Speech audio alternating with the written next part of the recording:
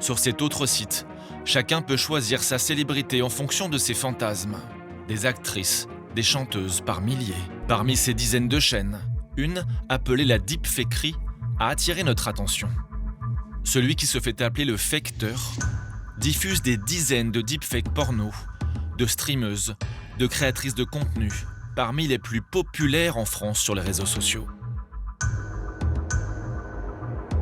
Sur le canal de discussion de la deepfakerie, des centaines d'abonnés, essentiellement des hommes, organisent des votes en ligne pour désigner la prochaine cible et s'échangent des photos de stars capturées sur les réseaux sociaux. Qui veut échanger des photos ou vidéos d'influenceurs ou photos perso volées? Emma Myers, c'est possible? Je fais surtout sur les francophones normalement. Nous avons pu échanger par message avec le créateur de ces vidéos. Le facteur est informaticien français. La trentaine, il est retranché en Moldavie, hors de portée ou presque de la justice française.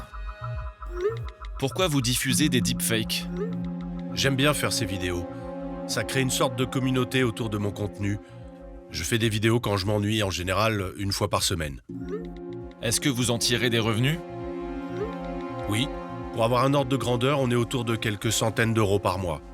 Les abonnés doivent payer entre 10 et 20 euros par vidéo, ça dépend de la durée.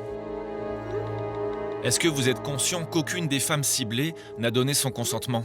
S'il est vrai que ce contenu peut être utilisé pour du harcèlement par d'autres personnes, il me semble que ce n'est pas mon contenu qui déclenche ce harcèlement.